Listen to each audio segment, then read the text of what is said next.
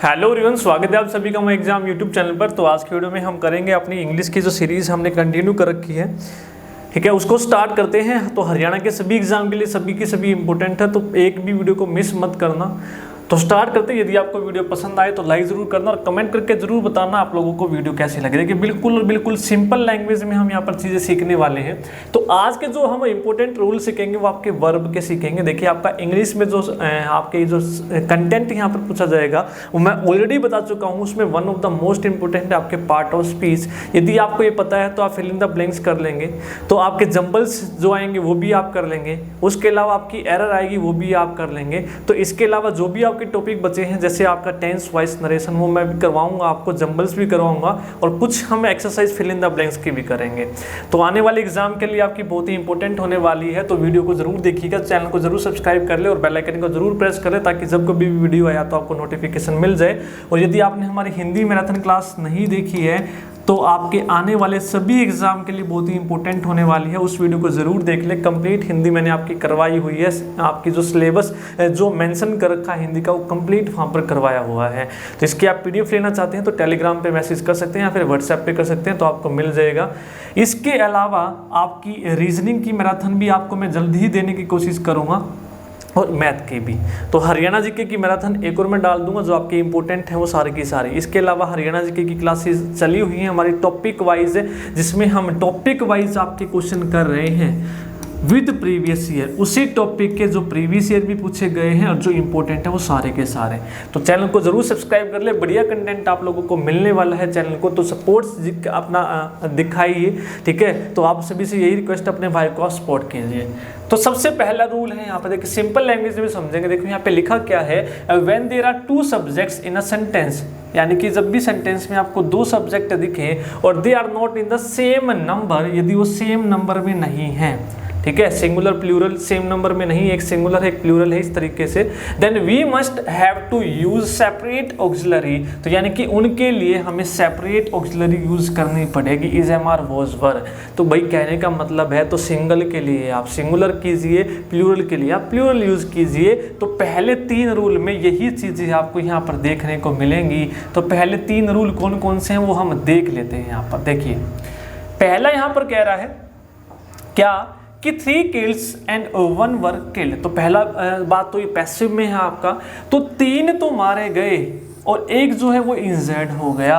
तो यहाँ पे दो सब्जेक्ट हैं तो दोनों के लिए अलग अलग ऑक्सिलरी आप यूज करेंगे। भाई एक प्लूरल है 3 और एक सिंगुलर है 1, तो दोनों के लिए प्लूरल कैसे यूज कर लेंगे आप, जो कि गलत होगा। तो कैसे बोलेंगे, 3 was killed and 1 was injured। 3 मारे गए और एक घायल हो गया, इंजर्ड हो गया। तो इस तरीके से आपको याद रखना है कि यहाँ पर 3 है तो 3 के हिसाब से वर आ गया, यहाँ पे 1 है तो 1 के हिसाब से वोज आ गया। ऐसा नहीं कि दोनों के लिए वर यूज कर रहे हैं, तो अलग की जरूरत है तो अलग कीजिए। भाई सिंपल सी बात ये कह रहा है। तो पहले 3 रूल में यही चीजें यहां पर लिखी हैं। देखिए अगला क्या है, यही जो मैंने बताया कि I am 17 years old and my sister 14 है। तो यहाँ पर वो कह रहा है कि a single verb should be made to serve 2 subject, कि एक ही सिंगल वर्ब आप 2 सब्जेक्ट को सर्व कर सकते हो, यूज कर सकते हो, only when the form of verb is same for both of them. यदि दोनों के लिए यदि same form of verb use होगी तभी कर सकते हैं। अब देखो आई के लिए आप क्या यूज करते हैं, एम यूज करते हैं, और माई सिस्टर आपकी सिंगुलर हो गई। माई सिस्टर के लिए भी थोड़ी ना आप एम बोलेंगे, तो माई सिस्टर के लिए आप बोलते हैं इज। क्या बोलते हैं, इज। तो यहाँ पर एक ही सर्व नहीं करेगा तो अलग अलग की जरूरत है, तो भाई अलग अलग दिखाइए। तो आई एम 17 ईयर्स ओल्ड, मैं 17 ईयर्स ओल्ड हूँ और मेरी सिस्टर जो है इज 14, वो 14 की है। तो यहाँ पर अलग अलग की जरूरत है तो अलग अलग दिखाइए, ये कहना चाह रहा है वो। तो पहले 3 में हम यही चीजें सीखेंगे और आपकी जरूर ये पूछी जाती है एग्जाम में, ठीक है। सारे के सारे इंपॉर्टेंट क्लास आपकी होने वाली जो एग्जाम में पूछी जाती है और पूछी जा सकती हैं, वो चीजें हैं आपको मिलेंगी। तो यदि आपने वोकैब की क्लास नहीं देखी है तो इंग्लिश की वोकैब की क्लास भी जरूर देख लीजिएगा। आपकी कंप्लीट मैं करवा चुका हूँ, जो आपकी प्रीवियस ईयर है वो सारी की सारी। क्लियर है। अगला चलते हैं, two auxiliaries can be used with one principal verb. वो कह रहा है कि भाई कि दो ऑक्सिलरी हम यूज कर सकते हैं एक प्रिंसिपल वर्ब के साथ only when the form of principal. वो कह रहा है only when the form of principal verb is appropriate to both of them. भाई देखो सिंपल लैंग्वेज में समझो क्या है, he has never and never will take such strong measures. उसने ना तो कभी लिए ना वो कभी स्ट्रॉन्ग मेजर्स लेगा। अब एक बात बताइए मुझे, हैज़ के साथ आप यूज़ करते हैं भाई वर्ब की थर्ड फॉर्म, और विल सेल के साथ आप यूज़ करते हैं वर्ब की फर्स्ट फॉर्म। क्या करते हैं? First form.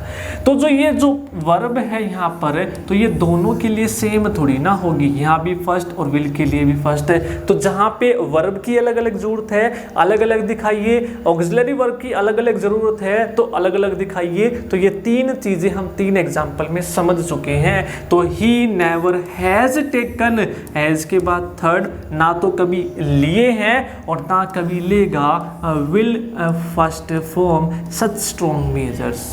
तो अलग अलग है तो भाई अलग अलग दिखाइए, ऐसा नहीं कि दोनों के लिए फर्स्ट फॉर्म है, हैज़ के बाद थर्ड फॉर्म, विल के साथ फर्स्ट फॉर्म। ये चीज़ें थी आपकी पहले तीन रूल्स में। आई होप आपको चीज़ें अब क्लियर हो गई होंगी, अब कोई डाउट आपका नहीं बचा होगा। अगर ऑक्सिलरी की अलग अलग ज़रूरत है तो अलग अलग दिखाइए, प्रिंसिपल की अलग अलग ज़रूरत है तो अलग अलग दिखाइए। ये फंडा था यहाँ पर।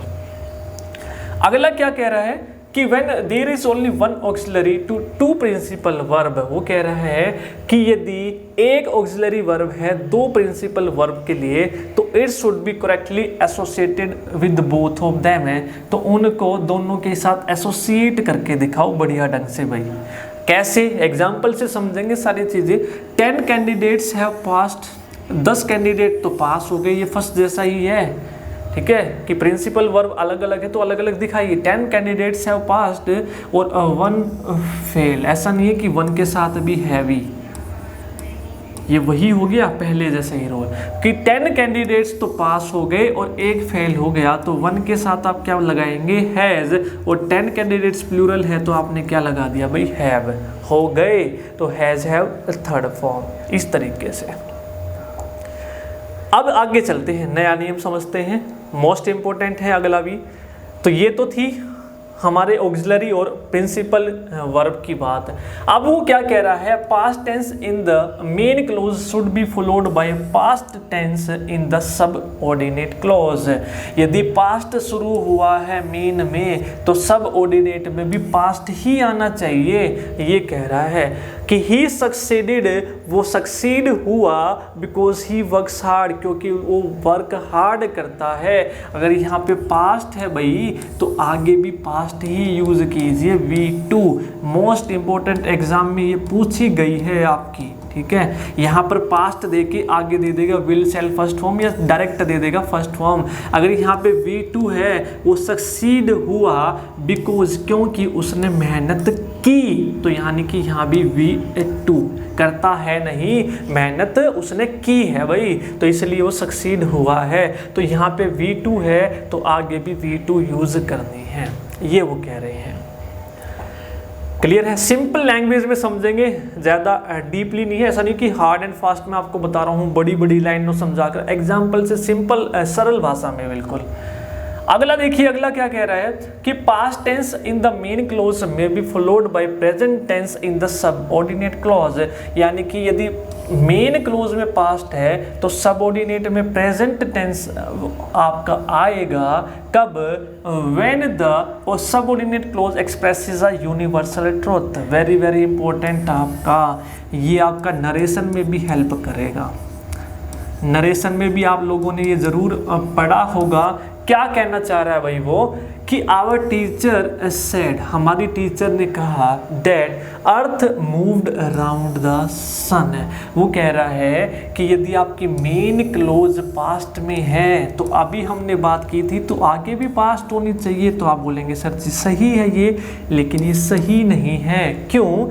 क्योंकि जब भी यूनिवर्सल ट्रूथ की बात आए, जो चीज़ भाई है तो है, सच्चाई है तो है, जिसको पूरा यूनिवर्स मानता है, तो वो पास्ट के बाद वो फर्स्ट फॉर्म में ही आएंगी। कौन से में आएगी, फर्स्ट फॉर्म में।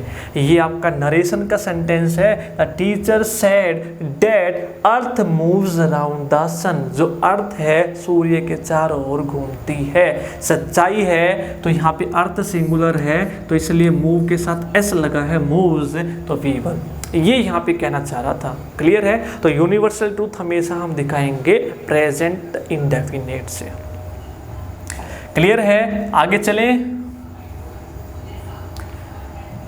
अगला रूल देखते हैं अब कि when the subordinate clause comes after lest. भाई कहने की बात है, जब भी आपको लेस्ट दिख जाए, लेस्ट के बाद शुड आएगा ही आएगा। लेस्ट के बाद क्या आएगा, शुड आएगा ही आएगा। ये आप लोगों को ध्यान रखना है। यही कहना चाह रहा है, when the subordinate clause comes after lest. जब भी आपकी सबऑर्डिनेट क्लोज यानी कि आगे आने वाली जो क्लोज है वो यदि लेस्ट के बाद आती है तो it verb should must be. ठीक है, तो आपकी शुड हमें यूज करना है। कैसे कि we start early lest we shall miss the train. We start early, तो यहाँ पर मैंने बोला कि लेस्ट आपको दिखे तो लेस्ट के बाद आपको शुड यूज़ करना है। हम जल्दी चलते हैं कहीं हमारी ट्रेन छूट ना जाए, तो लेस्ट के बाद आप यूज़ करेंगे शुड। क्या यूज़ करेंगे, शुड। तो वी स्टार्ट अर्ली, जल्दी चलते हैं कहीं हमारी ट्रेन छूट ना जाए, मिस द ट्रेन। तो लेस्ट के बाद शुड आप यूज़ करेंगे। एग्जाम में एरर दी जाएगी, लेस्ट के बाद वुड यूज़ कर देगा, कुड यूज़ कर देगा, कैन यूज़ कर देगा, आपको शुड यूज़ करना है, लेस्ट शुड। क्लियर है। अगर आपने हमारी टॉपिक वाइज भी मैंने करवा रखी है, देखो इंग्लिश की प्लेलिस्ट आपको बनी हुई मिलेंगी, वोकैब की अलग मिलेगी, टॉपिक वाइज प्रैक्टिस की अलग से मिल जाएंगी, तो वो भी आप साथ के साथ लगा ले। रूल देखने के बाद आपको आसानी हो जाएगी। अब आगे देखो क्या कह रहा है कि एन एडवर्ब और adverbial phrase should not be placed between two and verbal part. अब देखो जब टू है और वर्बल पार्ट है इसका, तो इसके बीच में कभी भी एडवर्ब मत रखो और एडवर्बियल फ्रेज मत रखो, ये कहना चाह रहा है। ठीक है, this is called the split infinitive. तो इसको हम बोलेंगे कि इन्फिनेटिव को आपने स्प्लिट कर दिया, यानी कि टू प्लस फर्स्ट फॉर्म। तो यानी कि टू और वर्ब के बीच में कभी भी एडवर्बियल फ्रेज को मत रखो। जैसे कि I hoped to immediately reply to your letter. मैंने कोशिश की थी, सोचा था तुम्हारे लेटर को कि इमीडिएटली रिप्लाई कर दूं। तो यहाँ पर देखिए टू की कौन सी वर्ब है भाई, टू रिप्लाई, फर्स्ट फॉर्म। तो इसके बीच में आप एडवर्बियल फ्रेज या एडवर्ब को नहीं रखेंगे, जो आपने इसके अंदर घुसा दिया इमीडिएटली, एकदम से एडवर्ब है तो इसको बाद में रखो। आई होप्ड टू रिप्लाई, तो टू फर्स्ट फॉर्म यूज करो, उसके बाद एडवर्ब रखो या एडवर्बियल फ्रेज रखो to your letter. I hoped to reply immediately to your letter. तो टू और रिप्लाई के बीच में इसको नहीं डालना है, गलत होगा। क्लियर है। क्लियर है तो लाइक कर दें। अगला चलते हैं कि an infinitive should be in the present tense unless it represent the action prior to that of the governing verb. भाई वो कह रहा है कि जो हमारा इन्फिनेटिव है वो हमेशा और हमेशा प्रेजेंट टेंस में होना चाहिए, जब तक अनलेस, जब तक वो रिप्रेजेंट ना करे कि एक्शन उससे पहले हुआ हो। कैसे, उदाहरण से समझते हैं, एग्जाम्पल से। I should have liked to have gone there. ठीक है, I should have liked to have gone there. मुझे वहाँ जाना अच्छा लगता, आगे तो कुछ है ही नहीं, तो इसका मतलब बना मुझे वहाँ जाना अच्छा लगता, मुझे वहाँ जाना अच्छा लगता। भाई क्या लगता, आगे तो है ही नहीं, अच्छा लगता। तो आप ये नहीं बोलेंगे, तो इसको आप बनाएंगे भाई किस में, प्रेजेंट टेंस में। Infinitive should be in the present tense. तो I should have liked to go, क्या बोलेंगे, टू के बाद फर्स्ट फॉर्म। मुझे वहाँ जाना पसंद करना चाहिए था। शुड हैव का मतलब होता है चाहिए था, मुझे वहाँ जाना पसंद करना चाहिए था, ऐसे आप बोलेंगे। आई शुड हैव चाहिए था, क्या करना चाहिए था, लाइक्ड टू गो देयर, वहाँ जाना। To go there. तो ये आपका एक्टिव में रहेगा, किस में रहेगा, ये आपका एक्टिव में रहेगा। ये आपको याद रखना, present tense unless it represent, जब तक वो कोई उससे पहले एक्शन ना हुआ हो वो ना दिखाए। इससे पहले कुछ हुआ ही नहीं एक्शन, तो आप डायरेक्ट बोलेंगे मुझे वहां जाना पसंद करना चाहिए था। अगर यहाँ पे कोई एक्शन हुआ होता तब आप बोलते मुझे वहां जाना अच्छा लगता, यदि ये हुआ होता तो, तब आप हैव गॉन बोलते। नहीं एक्शन कुछ हुआ तो डायरेक्ट बोलेंगे, ये ध्यान रखना है।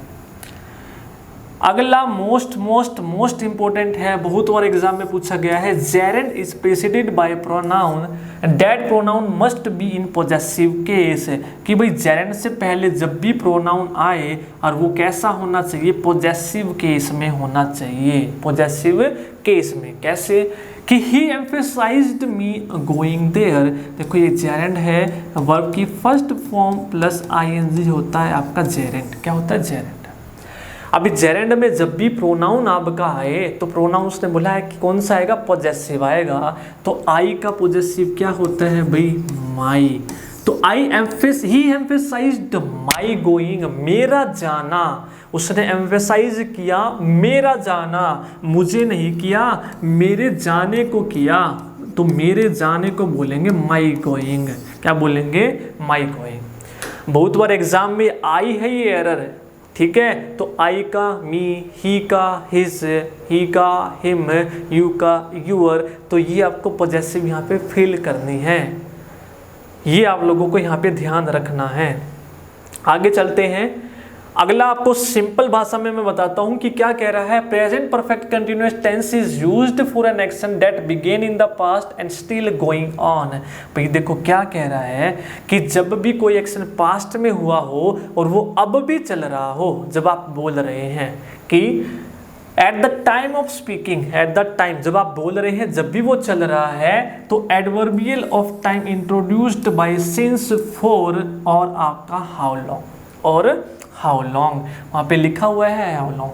अब देखो कैसे, how long are you working in this office. मैं खड़ा हूँ और मैं आपसे पूछ रहा हूँ कि तुम इस ऑफिस में कितने समय से काम कर रहे हो, कितने समय से काम कर रहे हो। तो पास्ट में हुआ था और at the time of speaking जब आप पूछ रहे हैं तो जब भी कंटिन्यू है तो आप क्या यूज करेंगे, प्रेजेंट परफेक्ट कंटिन्यूअस। और वो होता क्या है, has, have been, has, have been plus verb की फर्स्ट फॉर्म प्लस आईएनजी और उसके साथ सिंस और फॉर और हाउ लॉन्ग का यूज करेंगे, हाउ लॉन्ग।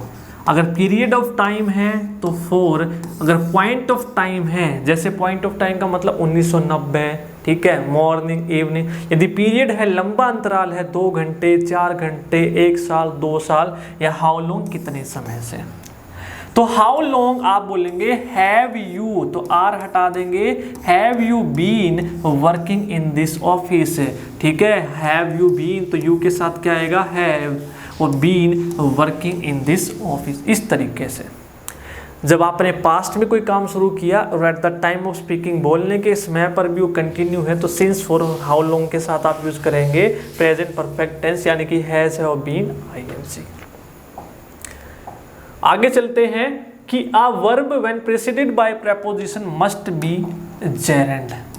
अब वो कह रहा है कि जब भी वर्ब से पहले आपकी प्रेपोजिशन आए और तो वो वर्ब आपकी जेरेंड होनी चाहिए, यानी कि फर्स्ट फॉर्म आईएनजी फॉर्म में होनी चाहिए।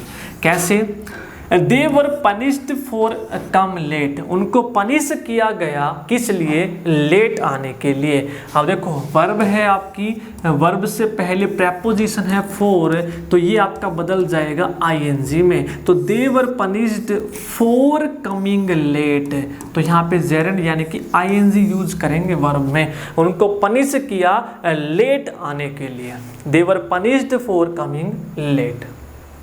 ओके, अगला है the future indefinite tense is not used in the clause of time place condition, here the present indefinite tense is used. अब क्या कहना चाह रहा है भाई, देखो वो कहना चाह रहा है कि फ्यूचर इंडेफिनेट का आप यूज नहीं करेंगे। फ्यूचर इंडेफिनेट का मतलब विल, सेल, फर्स्ट फॉर्म का यूज नहीं करेंगे कब? क्लोज ऑफ टाइम, प्लेस और कंडीशन। जब भी आपने कंडीशन रख दी तो आप इसका यूज नहीं करेंगे। क्लियर है? तो किसका यूज करेंगे आप? प्रेजेंट इंडेफिनिट फर्स्ट फॉर्म का यूज करेंगे। कैसे? I shall wait for you till you will finish your work. मैं तुम्हारा वेट करूंगा जब तक तुम अपना काम नहीं कर लेते। ठीक है, जब तक तुम अपना काम करोगे। तो कंडीशन रख दी उसने, कब तक करेगा वेट? कंडीशन रख दी तो कंडीशन रख दी तो I shall wait for you till you, तो विल नहीं आएगा, first form, till you finish your work, जब तक तुम अपना काम कर लेते हो, जब तक मैं वेट करूँगा। ठीक है, इस तरीके से आप बोलेंगे। कंडीशन के लिए, टाइम क्लोज के लिए कि टाइम के साथ यूज कर रहे हैं तो आप बोलेंगे सिंपल प्रेजेंट। अगला चलते हैं, अगला क्या कह रहा है कि the present perfect tense is not use. Present perfect tense use नहीं करेंगे with the adverb of past time like yesterday, like yesterday और 1990। भाई सिंपल सी बात है कि टाइम के साथ कभी भी हम प्रेजेंट परफेक्ट टेंस यूज नहीं करते। तो टाइम के साथ हम डायरेक्ट यूज करते हैं V2, टाइम के साथ हम यूज करते हैं सेकेंड फॉर्म पास्ट इंडेफिनिट। जैसे कि I have bought a cycle yesterday, मैंने कल साइकिल खरीदी, मैंने कल साइकिल खरीदी। तो यहाँ पे आप यूज करेंगे हैज, हैव थर्ड फॉर्म का यूज नहीं करेंगे तो आप बोलेंगे V2, यानी कि हैव हटा देंगे। I bought a cycle yesterday, मैंने कल साइकिल खरीदी।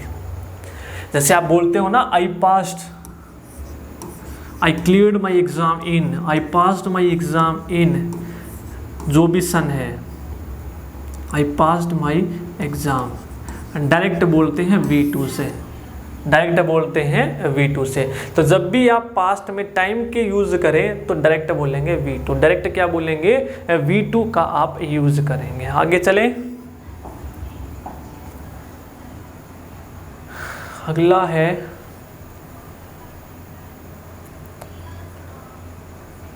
एक और यहाँ पर है क्या कि past perfect tense is used to represent the earlier of the two past action. यानी कि पास्ट में दो एक्शन आपके हुए हैं तो उससे पहला जो एक्शन हुआ है उसको दिखाने के लिए हम यूज करते हैं पास्ट परफेक्ट टेंस का। जैसे कि when I reached the station the train already left, past के हैं, जब मैं स्टेशन पहुंचा ट्रेन पहले ही जा चुकी थी। तो पहले कौन सा काम हुआ भाई? ट्रेन जा चुकी थी, उसके बाद पहुंचा ना वो।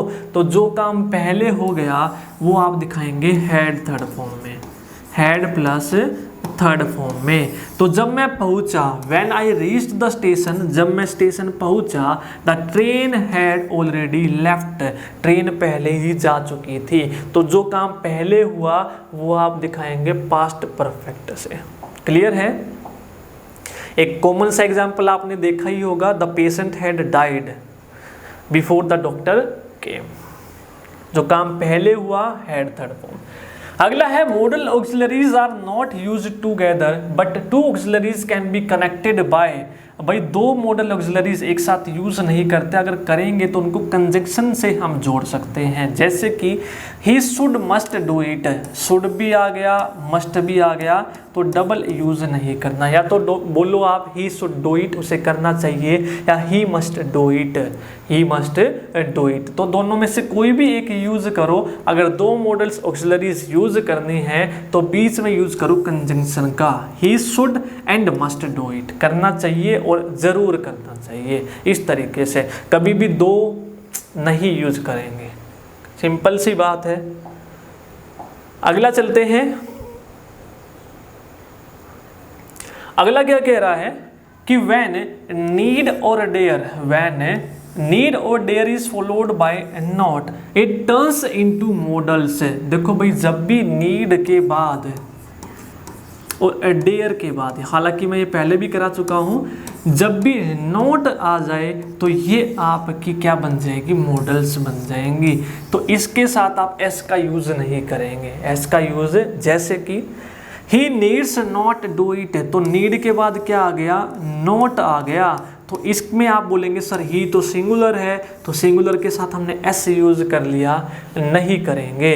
अगर आप सिंपल बोलते ना ही नीड्स, अगर नोट नहीं है तो नो लगा सकते हो, ही नीड्स, ठीक है।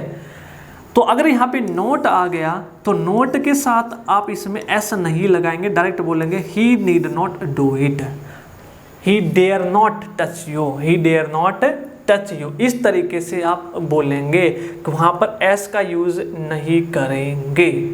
ये वो कहना चाह रहा है कि we can not use needs not और डेयर्स नॉट, ये यूज नहीं करेंगे, तो डायरेक्ट बोलेंगे नीड नॉट और डेयर नॉट। क्लियर है? तो ये थी आज की क्लास हमारी इंग्लिश की। तो इसी तरीके से कंटिन्यू हम रखते चलेंगे जितने भी आपके आएंगे एग्जाम तक। तो वीडियो को लाइक ज़रूर करें, अगर वीडियो समझाई हुई अगर आपको समझ में आ रहा है तो शेयर ज़रूर कीजिए और कमेंट करके ज़रूर बताइएगा आप लोगों को हमारी सीरीज़ कैसे लग रही है। तो आपको क्लासेस इसी तरीके से मिलती रहेंगी। यदि आपने इंग्लिश मैथ की सीरीज़ नहीं देखी है तो वो भी आप देखिएगा। तो हरियाणा ग्रुप डी के लिए मैंने अलग से प्ले बना रखी है, ठीक है, जिसमें आपकी हरियाणा की जो है क्लासेस चल रही हैं ग्रुप डी के लिए। तो अब तो एग्ज़ाम आपका जल्द आ गया है, तो अपनी तैयारी कंटिन्यू करते रहिए। Thank you, all the best.